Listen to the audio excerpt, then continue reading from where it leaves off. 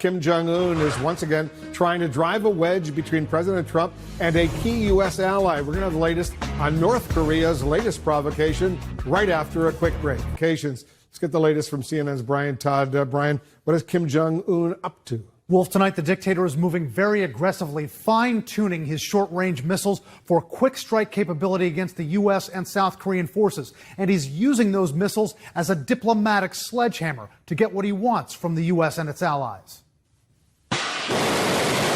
After 2 more launches overnight, sending ballistic missiles flying at 6 times the speed of sound toward the Sea of Japan, North Korea's aggressive young leader appears to once again be trying to dictate terms to the U.S. and South Korea from the tip of his spear. The test firing of 2 short-range missiles late Thursday is Kim Jong-un's 6th such provocation in only about 3 weeks. Analysts say he's again clamoring for President Trump's attention, but also signaling his rage. The message is that as long as U.S.-South Korea exercises continue, North Korea is going to continue to develop, deploy, and test some new capabilities that can do damage to the United States, to our troops, to our bases, and to South Korea. Those precision joint military exercises between U.S. and South Korean forces started a few weeks ago and will be conducted at least into next week. U.S. officials have repeatedly said they're defensive, designed to sharpen American troops' readiness for any possible hostilities on the peninsula. But the drills have always made the young, self-declared supreme commander of North Korea's military uneasy. His rhetoric calls these preparations for invasion and to strike against him. Particularly the purchase of the F-35 by South Korea gives it the capability to strike deep and to strike any leadership target or any missile target in North Korea. So he is afraid of this training. At the same time tonight, Kim is firing another diplomatic salvo at his South Korean counterpart, Moon Jae-in. Kim's regime saying it has no desire to talk face-to-face with South Korean officials again.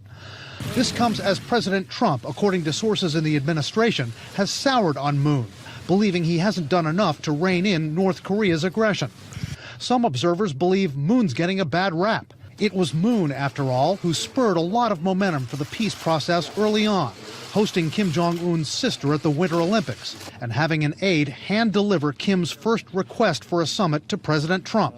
But analysts say the dictator in Pyongyang is conveniently forgetting all of that for his own gain. Kim Jong-un really is trying to delegitimize Moon Jae-in, to undercut his political power in South Korea, and most importantly, to drive a wedge between the South Korean and U.S. alliance.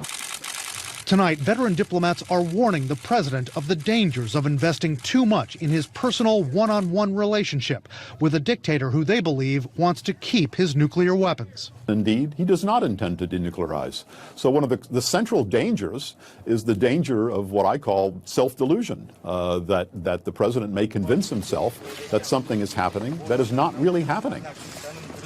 And to give an idea of just how much the U.S. and South Korea have bent over backwards to tolerate Kim's provocations and to work toward peace, analysts point out that since that first Trump-Kim summit in Singapore in June of last year, the U.S. and its allies in the region have canceled at least 12 sets of military exercises, and they've scaled back many others. While at the same time, Kim Jong-un has not scaled back any of North Korea's military exercises one bit. Very interesting, Brian. Now, there's also real concern about the immediate threat, the so-called short-range missiles, which have a range of about 600 miles, that Kim has been testing, posed to U.S. and South Korean forces they're not very far away. They really are not, Wolf. It's a huge threat. Analysts say these latest missiles that Kim has tested, well, they've demonstrated a very serious improvement in North Korea's missile program. One expert from MIT says these latest missiles Kim has tested are very impressive, given their trajectory, their ability to maneuver in flight, all of which makes them harder for U.S. missile defenses to strike. It is a huge threat tonight. Seriously, it seriously is. All right, Brian Todd reporting. Thank you.